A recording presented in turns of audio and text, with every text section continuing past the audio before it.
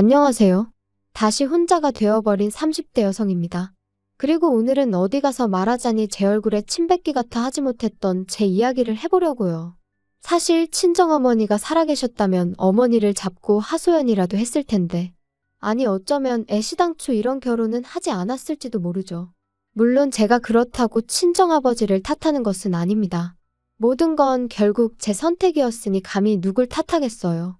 다만 친정어머니가 계셨다면 길이 아닌 곳으로 가는 저를 한 번쯤 잡아주시지 않으셨을까 하는 아쉬움이 있는 게 사실이에요. 남편하고는 대학교 때부터 알고 지내던 사이였습니다. 가까운 사이는 아니었지만 같이 있으면 시덥잖은 농담은 주고받을 정도의 친구로서 말이죠. 하지만 대학을 졸업하고 각자 사회생활을 시작한 이후로는 한동안 서로의 소식조차 모르고 지냈어요. 사는 곳도 멀고 하는 일도 워낙 다르다 보니 만날 일이 없었거든요. 그런데 그런 저희가 다시 만나게 된 건 친구 아버지의 장례식장에서였네요. 좋은 일로 만난 것도 아니다 보니 안부를 묻는 것 외엔 별다른 대화를 나눌 수가 없었어요. 그래서 비록 헤어질 때 연락처를 교환하긴 했지만 다음을 기약한다거나 그럴 수도 없었죠. 그러니 제가 남편과 특별한 사이로 발전하게 될 거라곤 더더욱 생각지 못했는데 남편은 아니었답니다. 이후로 걸핏하면 제 생각이 나더래요. 그리고 그래서였는지 남편은 심심하면 한 번씩 연락을 해오고 만나자 하고 나름대로 적극적으로 다가오더라고요. 그리고 저도 그런 남편이 싫지가 않았지요. 총 2년을 사귀었는데 경제적인 면에서만 따져보자면 받는 연애보단 퍼주는 연애를 했어요. 남편은 성실하고 착한 사람이었지만 능력이 있는 사람은 아니었거든요. 반면에 저는 일단 친정아버지가 임대사업으로 돈도 잘 버셨고 저도 프리랜서로 일찍이 일을 시작해 어느 정도 자리를 잡았던 상황이라 단순하게 생각했어요. 남자 여자 그런 걸 떠나서 돈은 있는 사람이 쓰면 되는 거고 중요한 건 사람 됨됨이라고 말이죠. 그런데 막상 결혼 이야기가 오가는 사이까지 되고 나자 남편이 하루는 울면서 저한테 그러더라고요. 사실 자기가 모아놓은 돈이 많이 없다면서. 솔직히 좀 당황스러웠어요. 능력이 없어서 제가 많이 쓰는 연애를 한 건 사실이지만 그래도 어쨌든 꾸준히 직장 생활도 하고 있었고 그렇다고 술, 담배를 하는 사람도 아니었으니 그 돈이 다 어디로 갔나 싶어서요. 그래서 혹시 주식이나 코인을 했냐고 물으니 그런 것도 아니라면서 울기만 하는데 환장하겠대요.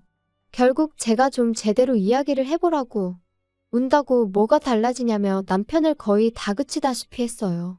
그리고 그제서야 한다는 말이 자기 집안이 형편이 많이 안 좋답니다. 자기는 저랑 처음에 연애를 시작할 때만 하더라도 그렇게 차이가 나는 줄 몰랐다면서. 사귄 지 반년쯤 지나고서야 이런저런 정황상 자기랑 저랑 처지가 너무 다르다는 걸 알게 되었다나요? 그런데 그때는 자기가 저를 사랑하는 마음이 너무 커져서 차마 사실을 털어놓을 수가 없었다는 거예요. 자기가 시쳇말로 쥐뿔 뭐 하나 가진 것도 없는 사람인 걸 알면 제가 떠날까봐 두려웠다면서. 그리고 그런 이야기를 듣고 있던 제 심정은 뭐라 한마디로 설명할 수가 없네요. 착실한 줄로만 알았던 사람이 모아둔 돈은 없다지. 그리고 그 이유가 전부 다 형편이 어려운 시부모님한테 들여서라니. 한마디로 눈앞이 깜깜했달까요? 하지만 그래도 결국 결혼하기로 했습니다. 시작은 친정아버지의 도움을 받기로 했고 이후로는 둘이서 착실히 모아가기로 약속하면서요. 그런데 집이라던가 식장이라던가 비교적 굵직굵직한 일들이 정해지고 났을 무렵 남편이 저한테 한 가지 부탁을 해왔는데 제가 집을 해온다는 이야기를 시부모님한테 안 했으면 좋겠다대요? 시부모님이 워낙 사고방식이 옛날 분들이라서 저희 쪽에서 집을 해온다 하면 당신들 아들 팔려간다고 난리가 날 거면서 말이죠. 솔직히 좀 탐탁치 않았지만 남편이 몇 번이나 미안하다며 부탁한다 하는 그 주눅든 모습이 안쓰러워 결국 알겠다고 했어요. 그런데 더 황당했던 건 그 와중에 남편이 예단 이야기를 꺼내는 거예요. 그래도 시부모님 못한 벌은 해드리고 신우 가방 하나는 챙겨줘야겠지 않냐 그 정도는 기대하시는 것 같다 그러면서요. 어이가 없더라고요. 나는 집까지 해가면서 말도 못하고 금반지 하나 해준다는 소리도 못 들었는데 그래서 이런 와중에 이거저거 입맛대로 다 따져야겠으면 결혼 자체를 다시 생각해보자 했습니다. 내가 당신 하나만 보고 하는 결혼인데 벌써부터 이래저래 시부모님 기분까지 다 맞춰드리라고 하니 부담스럽고 불편하다고요. 그러니까 남편이 자기가 생각이 짧았다며 미안하다고 바로 꼬리를 내리대요? 그래서 처음이자 마지막이라고 한 번만 참아주기로 했죠. 지금 생각해보면 그냥 그때 헤어졌어야 하는데. 아무튼 그렇게 저희는 결혼을 했고 친정아버지께서 마련해주신 20평대 아파트에서 신혼살림을 시작했습니다. 남편이 자기는 아파트에 처음 살아본다면서 너무 좋다 소리를 연신내 댔고 집들이 때 오신 시부모님도 집 좋다 소리를 연발하시대요. 하지만 말끝마다 우리 아들이 능력이 좋아서 이런 집도 샀다 하시는 건 솔직히 듣는데 좀 짜증이 났어요.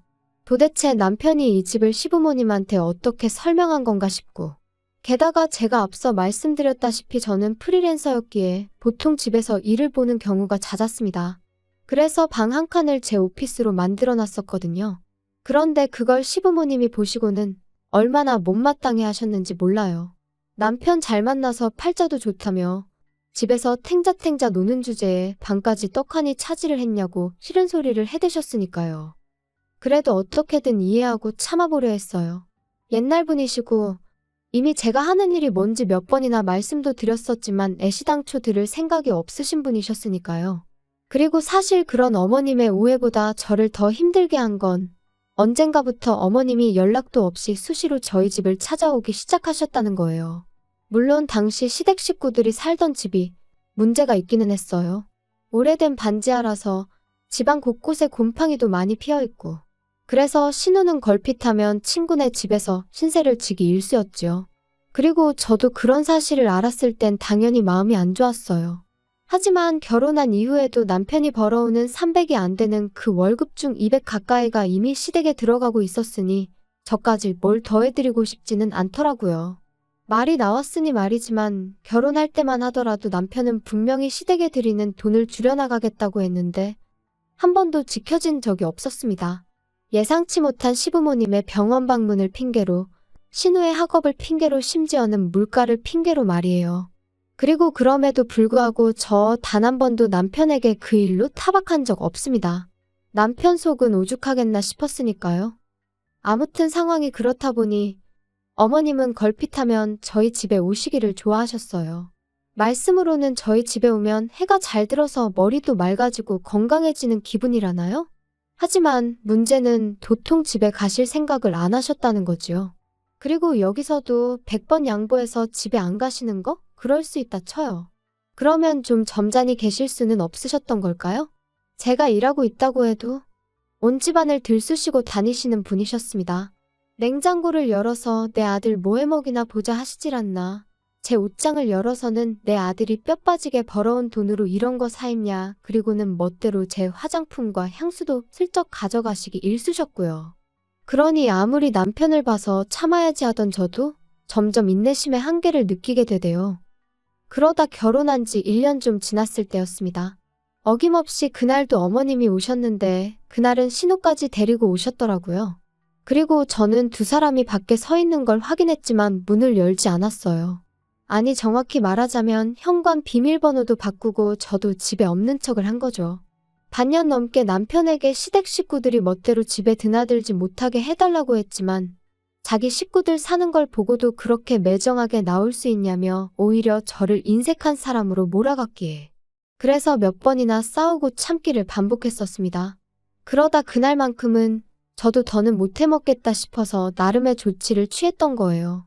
그리고 그렇게까지 하면 솔직히 어머님이고 누구고 그냥 포기하고 떠날 줄 알았거든요.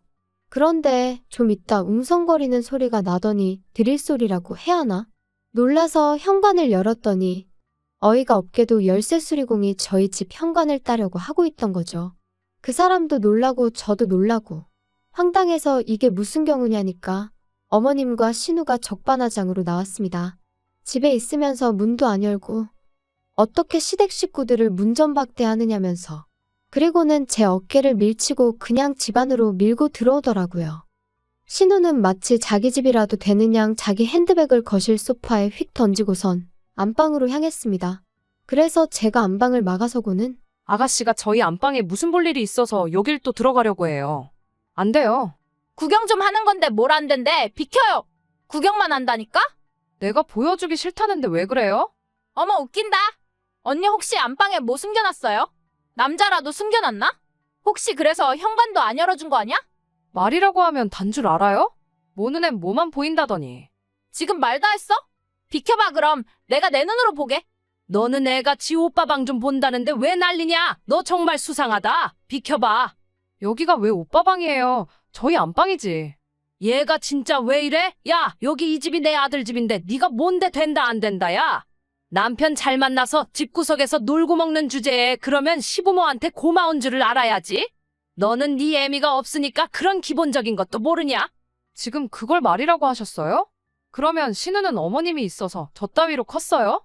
그리고 어머님 자꾸 말끝마다 내 아들 집 하시는데 여기 제 집이에요. 쟤 뭐라니? 웃기고 앉아있네? 여기가 왜 네 집이야? 네가 뭐가 있어가지고?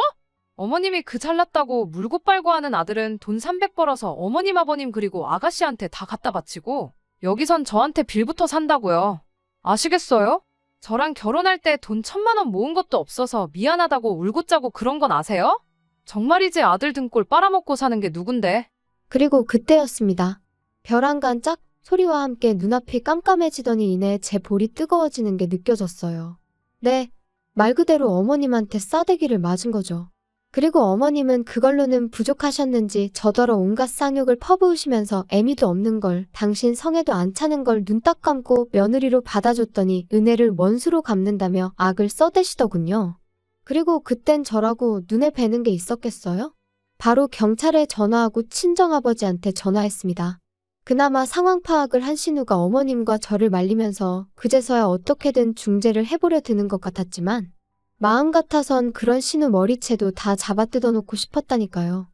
그리고 얼마 지나지 않아 경찰도 오고 친정아버지도 오시고 남편도 오고 제가 폭행으로 어머님을 신고하려 하자 경찰은 경찰대로 난감해하고 아무튼 아버지가 일단은 얘기부터 하자셔서 경찰만 돌려보냈어요.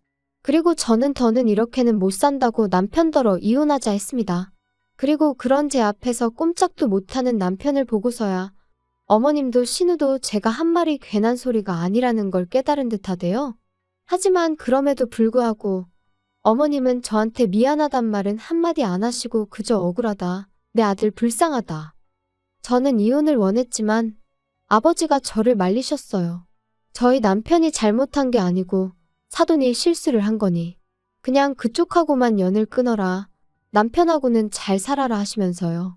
그리고 남편에게는 다시는 이런 일이 없어야 할 거라며 처음이자 마지막으로 경고를 남기시대요. 사실 그간에도 제가 시부모님이나 신우로 속상한 일이 있으면 미주알 고주알까지는 아니어도 그냥 힘들다는 정도는 아버지한테 털어놓곤 했었는데 그때마다 아버지는 그래도 남편한테 싫은 소리는 한 번도 하신 적이 없으셨습니다.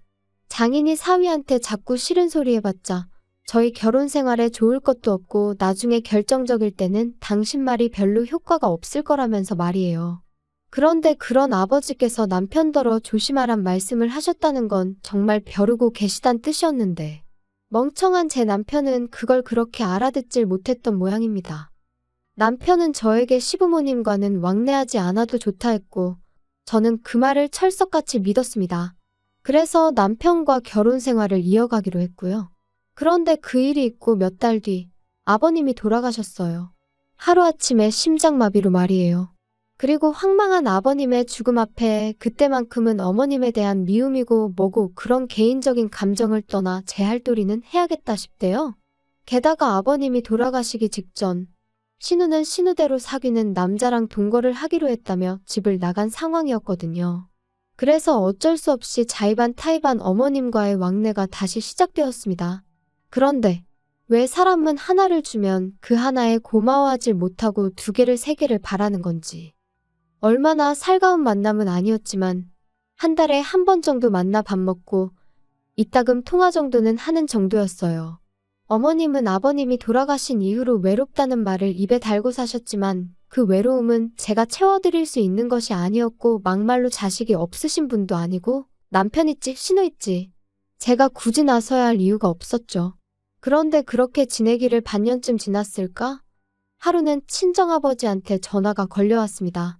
눈앞이 침침하면서 사물이 2개 3개로 보인다고 뭔가 이상하다 하시면서 말이에요.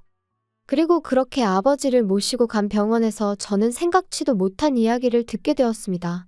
건강하신 줄로만 알았던 저희 아버지께서 뇌졸중 초기 증상을 보이고 계셨다는 걸요. 그래도 다행히 의사 말로는 워낙 초기라서 약만 잘 챙겨 드셔도 어느 정도 다스려질 거라 했지만 여러 가지로 마음이 심란하더라고요. 그래서 그날 이후로 일주일에 2~3번 친정을 다녀오곤 했어요. 막말로 혼자 지내시다가 쓰러지시기라도 하면 그러다 발견이라도 늦어지면 어쩌나 싶어서. 그런데 이 일로 남편이 저한테 무척이나 서운해할 줄은 생각지도 못했네요.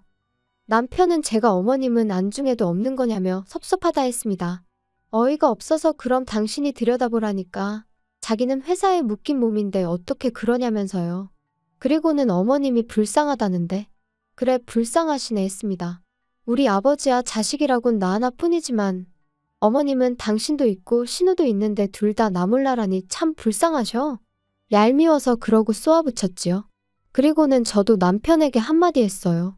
장인어른이 아프다는데 당신이야말로 전화 한 통 드려봤냐, 얼굴을 한번 뵈러 가봤냐. 그러니까 자기가 피곤해서 그런 거지. 뭐 걱정을 안 하는 게 아니라나요? 말을 하면 할수록 짜증이 나서 그러니까 당신은 어머님한테 잘하고 나는 내 아버지한테 잘하면 되는 거라고 서로 이래라 저래라 간섭하지 말자 했어요. 그랬더니 저더러 정없네. 못됐네. 그래도 그쯤 했으면 저는 솔직히 남편이 알아들었을 줄 알았습니다. 그리고는 적어도 저를 더는 자극하지 않을 줄 알았지요. 그런데 웬걸요, 그날도 아버지를 뵈러 집에 다녀왔는데 현관에 큰 캐리어가 2개 세워져 있고 집안에서 음식 냄새가 진동을 하는 거예요.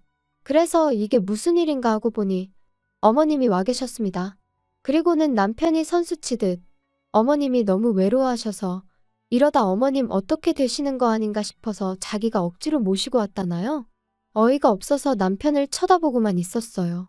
그런데 이번엔 어머님이 저더러 근데 너는 남편 밥도 안 차려주고 이 시간에 어디서 오는 거냐며 또 친정이냐? 그러시더니 이제 당신이 여기 있는 동안엔 그렇게 친정 드나들지 말랍니다.